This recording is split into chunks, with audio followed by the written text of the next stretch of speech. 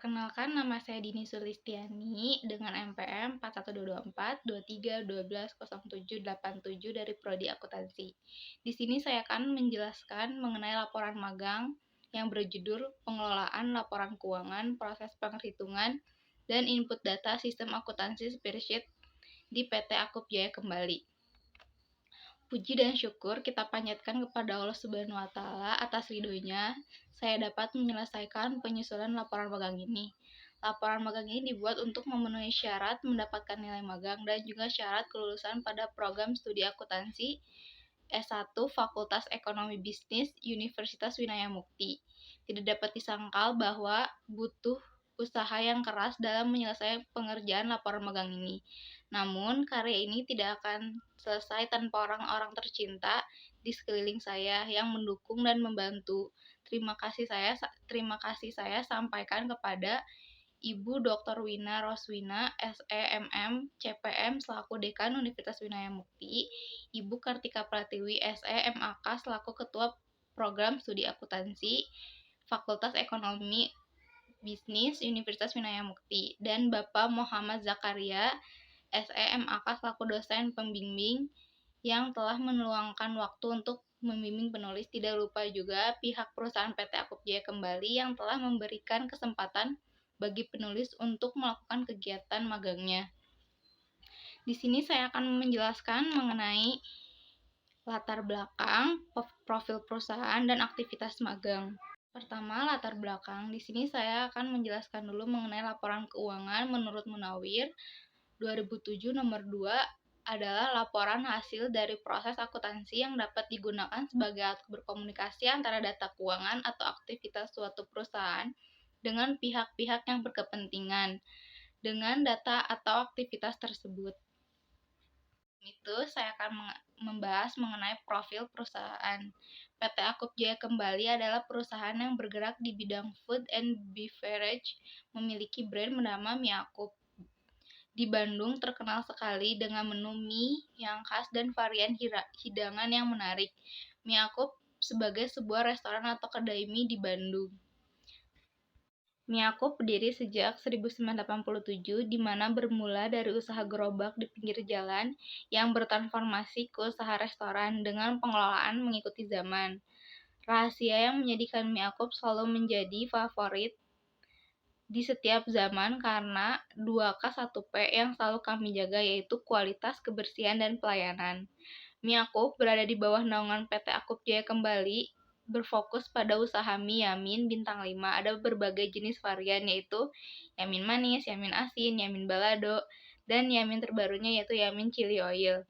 Topping yang disajikan ada berbagai jenis, mulai dari bakso, pangsit, ceker, babat, siomay, dan tahu. Selain menu makanan, Mie Akup mempunyai menu minuman favorit, yaitu es campur Mangowo. Ada juga menu camilan pelengkap seperti aneka dimsum dan juga aneka kerupuk untuk menambah keseruan setiap santapannya. Selanjutnya saya akan menjelaskan mengenai struktur organisasi. Yang pertama ada CEO. CEO adalah Chief Executive Officer. CEO bertanggung jawab atas kebijakan bisnis dan keputusan strategis, bertanggung jawab atas keputusan citra publik perusahaan, rencana keputusan strategis, dan kebijakan yang berkaitan dengan keberlangsungan perusahaan, yang dipegang oleh Muri Wibowo. Yang kedua ada CEO, yaitu Chief Operating Officer.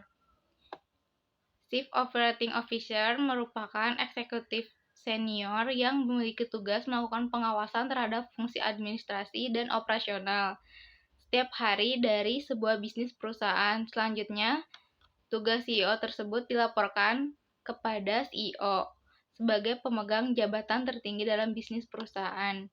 Yang kedua, ada human capital atau modal manusia adalah nilai potensi yang dimiliki oleh karyawan berupa keterampilan, pengetahuan, pengalaman kreativitas, dan kemampuan. Human capital merupakan aset berharga bagi perusahaan karena meningkatkan produktivitas pekerja dan berkontribusi pada keberlangsungan dan kemajuan bisnis, yang dipegang oleh Sugeng Sugiarto. Yang keempat ada operational manager, adalah profesional yang bertanggung jawab atas operasional perusahaan. Tugasnya meliputi perencanaan koordinasi dan pengawasan operasional perusahaan. Dan yang kelima ada finance atau keuangan, adalah ilmu mempelajari pengelolaan uang, investasi, dan aset lainnya. Dalam keuangan, terdapat berbagai aktivitas seperti peminjaman, pemberian peminjaman, penganggaran, tabungan, peramalan keuangan. Dapat dibagi menjadi 3 kategori, yaitu keuangan pribadi, keuangan perusahaan, dan keuangan publik. Yang kelima ada marketing. Marketing adalah upaya untuk mempromosikan produk atau jasa kepada konsumen. Tujuannya adalah untuk meningkatkan penjualan, pembangunan hubungan jangka panjang dengan pelanggan. Tugas marketing meliputi perencanaan pelaksanaan, menciptakan kesadaran minat, hubungan yang baik dengan target pasar, keputusan pembelian calon pelanggan, dan jalannya kampanye pemasaran.